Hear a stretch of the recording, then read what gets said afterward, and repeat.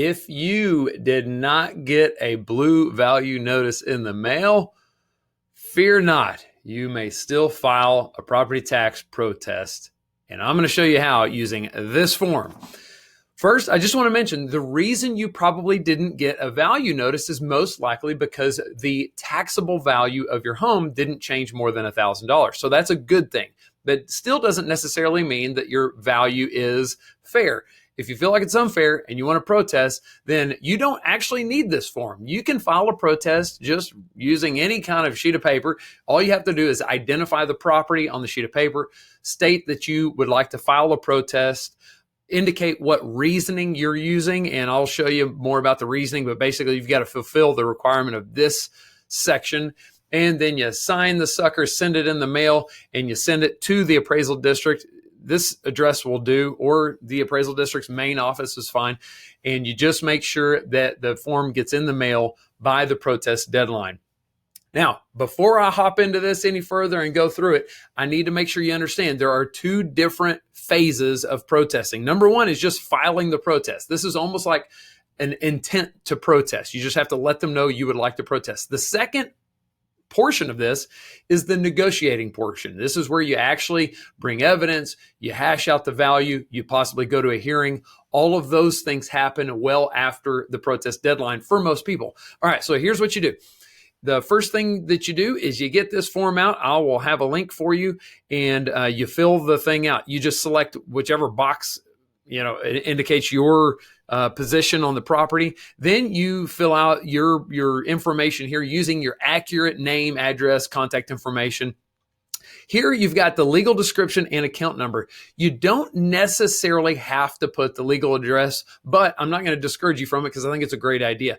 The account number is great. You can just put the regular address on here, account number, whatever it is. If there's any kind of confusion on which property you're protesting on, then that's an issue. But you just want to make sure you're clear. The best thing for them is account number. Let me show you how you find it. Go to tad.org.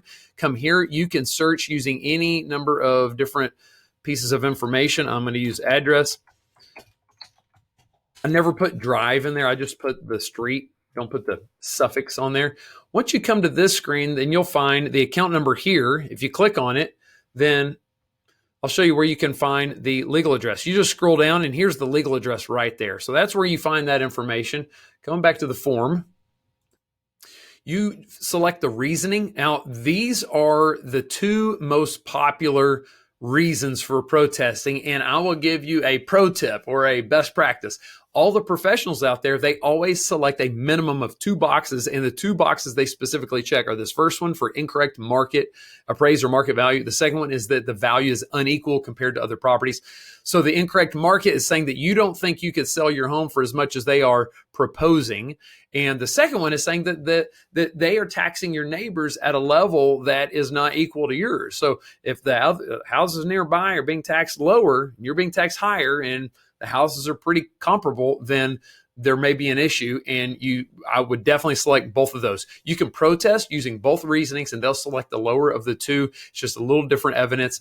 To get into how to do that requires completely different video, and I will just move on. All right, so the next step is your value of opinion. I highly recommend putting the accurate or putting a value here, just because there's a good chance they may reach out to you before your formal hearing date and accept whatever value you put here, or they may give you a counteroffer and help you avoid having to go to all the trouble to attend that formal hearing. So as long as your contact information is good on this form, I highly recommend this. Just make sure that value is obviously less than the proposed value. Next, appearance at the hearing. You can say whether you want to attend in person, by affidavit, or telephone. Okay, so the affidavit portion is different. Go ahead and Google this form, and if you're not filling out the affidavit and notarizing it and sending that in, then you might as well not be filing a protest because you're not submitting any evidence. Okay, but any one of those three is perfectly fine. Next is your hearing notice procedures. This is how you can get notified of your hearing. First class mail is great. I'm a big fan of email. But if you're not comfortable with that and you want to make sure you get it, then you just have to cough up $4.15. You can click certified mail right there. You select if you're the owner, property agent, whatever, sign, date, and then mail it to this address before the protest deadline. Make sure it is postmarked by this deadline. If you're looking for the latest possible mail time, then it's going to be off of I-30 near Dallas is the post office with the latest time. I want to say it's 9 p.m., maybe 10 p.m. Anyway, that's all you have to do. Make sure it's in the mail, and that will take care of it. If you have any questions, feel free to reach out to our office. We're more than happy to help. Just don't wait till the last minute. Everybody, including us, the appraisal district, everybody's having to do a lot of data entry. And so if you wait till the last minute, you likely won't get a response right away. And it's going to be hard for anybody to respond very quickly approaching that deadline. I wish you the best. God bless you. Holler at me if you have questions. Protest@chandlercrouch.com is the email address. And good luck. Thanks. Bye.